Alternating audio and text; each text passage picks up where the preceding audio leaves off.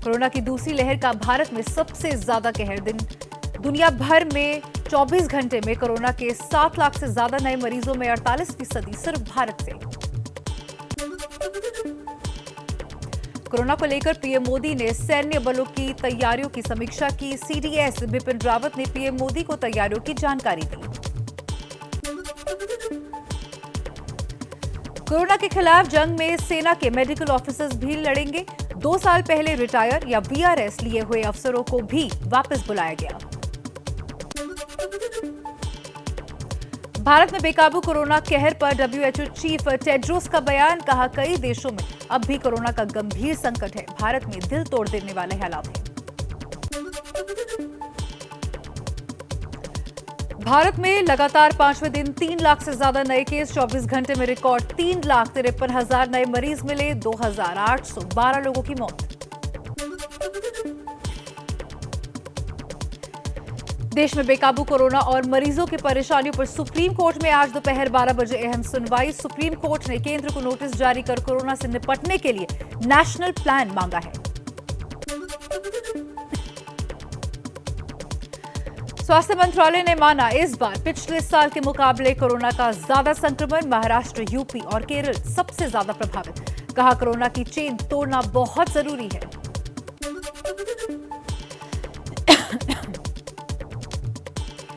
नीति आयोग के सदस्य doctor VK Paul की बड़ी चेतावनी। कहा, घर पर भी मास्क लगाकर रखने का समय आ गया है। लक्षण दिखने पर घर में ही अपने आप को आइसोलेट कर लें।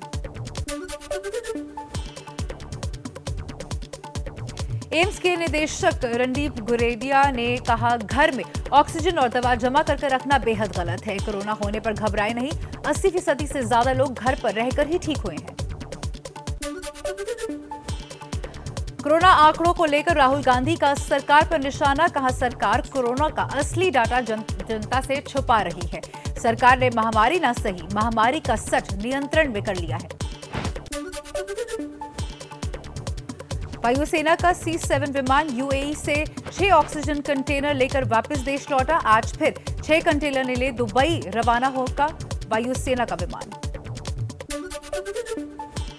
गृह मंत्रालय ने सभी राज्यों को चिट्ठी लिखकर कहा, जिन इलाकों में कोरोना तेजी से फैल रहा है वहां गाइडलाइंस के तहत कड़े कदम उठाए जाएं। दिल्ली हाईकोर्ट में आज फिर ऑक्सीजन की कमी और दवाइयों की किल्लत को लेकर सुनवाई। कल हाईकोर्ट बड़ी टिप्पणी करते हुए कहा था कि ऐसे ही हालात रहे तो लोग घरों में मरेंगे। दिल्ली के मुख्यमंत्री अरविंद केजरीवाल ने यूपी के सीएम योगी आदित्यनाथ को लिखी चिट्ठी। कोरोना मरीजों को ऑक्सीजन के लिए मदद की मांग की। और देश की राजधानी दिल्ली में कोरोना के 20,201 नए मामले। पिछले 24 घंटे में रिकॉर्ड 380 कोरोना मरीजों ने दम तोड़ा। कोरोना संक्रमण दर 35% के पार। दिल्ली में मध्यम और गंभीर लक्षण वाले मरीजों को आरटी-पीसीआर नेगेटिव रिपोर्ट के बावजूद अस्पताल के अंदर भर्ती होना जरूरी होगा। दिल्ली सरकार ने जारी किए आदेश। दिल्ली में 18 साल और उससे ऊपर वालों को मुफ्त लगेगी कोरोना वैक्सीन। सीएम केजरीवाल ने देश भर में वैक्सीन के दाम 1 करने की मांग की। दिल्ली में दवाओं की कालाबाजारी रोकने के लिए स्पेशल टास्क फोर्स का गठन। सभी जिलों के डीएम टास्क फोर्स बनाकर दवाओं की कालाबाजारी और जमाखोरी पर सख्त एक्शन लेंगे। यूपी में लगातार बढ़ते कोरोना के मरीज। 24 घंटे में 33,574 नए मामले सामने आए। 249 मरीजों की मौत भी हुई। सीएम योगी आदित्यनाथ ने यूपी में ऑक्सीजन की कमी की खबरों को नकारा। कहा, कुछ लोग अफवाह फैलाने में लगे हैं। ऑक्सीजन, बेड और रेमडेसिविर की प्रदेश में कोई कमी नहीं। 24 घंटे में मुंबई समेत पूरे महाराष्ट्र में घटे नए कोरोना केसेस, लेकिन मौत की संख्या पर ज्यादा फर्क नहीं पड़ा है। पूरे प्रदेश में 48,500 नए मरीज सामने आए तो 524 लोगों की मौत भी हुई। पंजाब में बेकाबू कोरोना को रोकने के लिए नाइट कर्फ्यू का समय बढ़ाकर शाम 6 बजे से सुबह 5 बजे तक कर दिया गया है। दुकानें शाम 5 बजे बंद होंगी। वीकेंड पर रहेगा लॉकडाउन। पंजाब कांग्रेस अध्यक्ष सुनील जाखड़ का विवादित बयान, कहा सीएम अमरिंदर सिंह पाकिस्तान की इंडस्ट्री से पंजाब के लोगों के लिए ऑक्सीजन लेना चाहते हैं, पर केंद्र ने मंजूरी नहीं दी।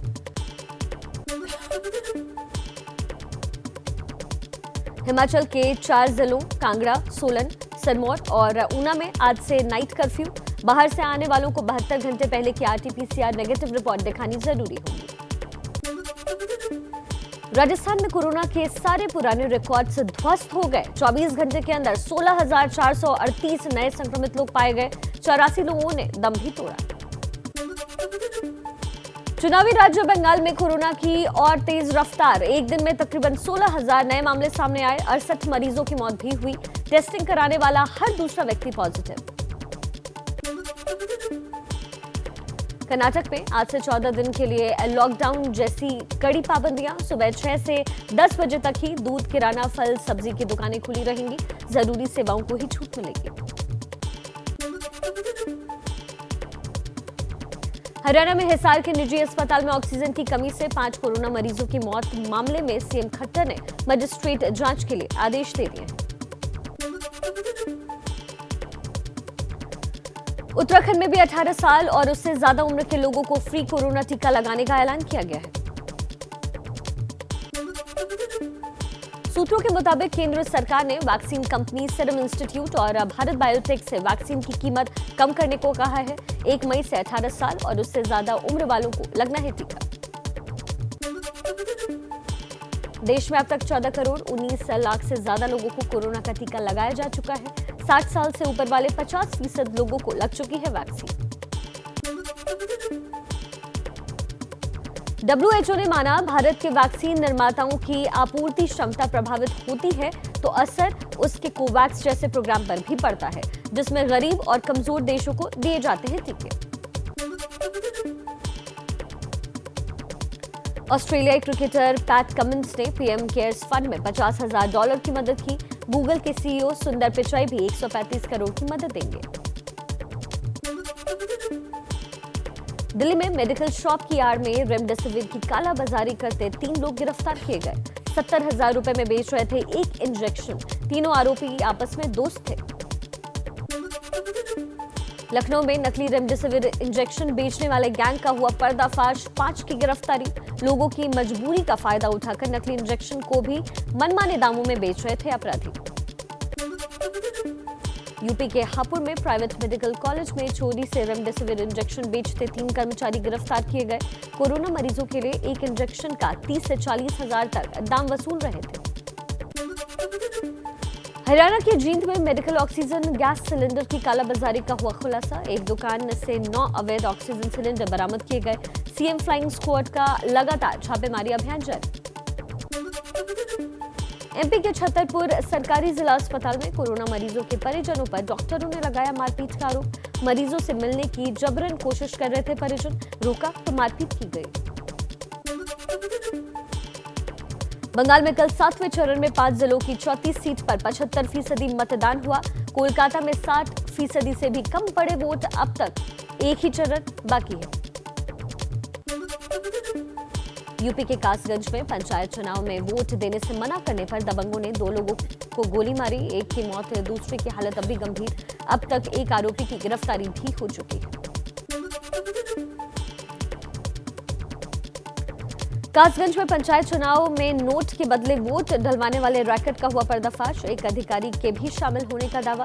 सौदेबाजी का एक वीडियो भी सामने आया है। छत्तीसगढ़ के बस्तर में नक्सलियों का उत्पात। बस्तर की हैदराबाद से जोड़ने वाली हाईवे पर 8 गाड़ियों को रोककर आग लगाई, पर्चे फेंके। कल भारत बंद का नक्सलियों ने किया था ऐलान। लद्दाख के सियाचिन में ग्लेशियर में दबने से पंजाब रेजिमेंट के 2 जवान शहीद हो गए हैं। 50-50 लाख के मुआवजे और परिवार के एक सदस्य को नौकरी का किया गया ऐलान। कुछ और खबरें फटाफट अंदाज में।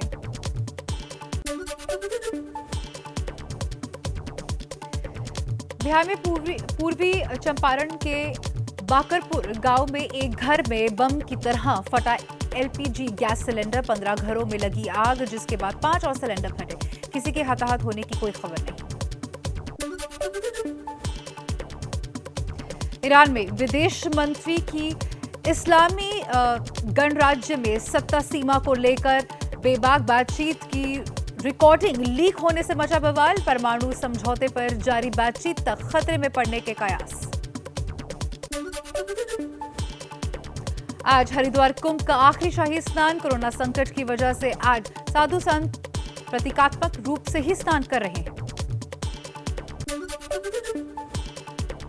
विरल हुई सरकारी बैंकों के ग्राहकों के बीच सर्वे कराएगा आरबीआई।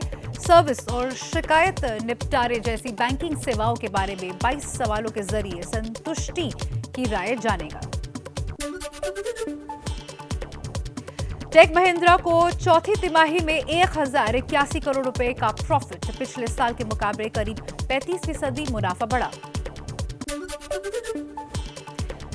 चीनी कंपनी आईटेल ने भारत में low budget smartphone itel vision 2 launch किया। पंच होल डिस्प्ले और ट्रिपल रियर कैमरा जैसे फीचर्स हैं इस फोन के अंदर। कीमत 7,499 रुपए।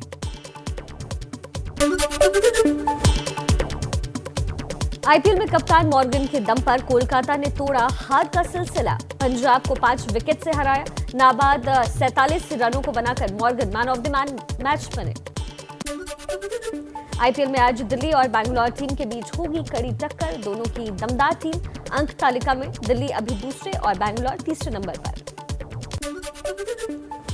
बढ़ते कोरोना कहर के बीच आईपीएल छोड़ने लगे हैं खिलाड़ी। रविचंद्रन समेत कुछ ऑस्ट्रेलियाई खिलाड़ी लीग के बाहर हो चुके हैं। बीसीसीआई ने कहा जारी रहेगा खेल।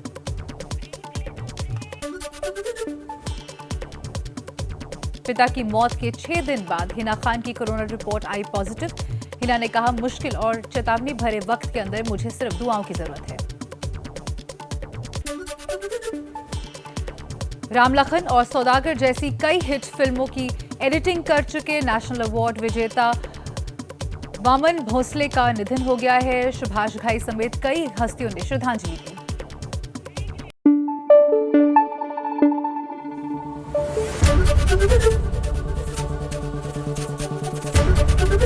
एबीपी न्यूज आपको रखे आगे।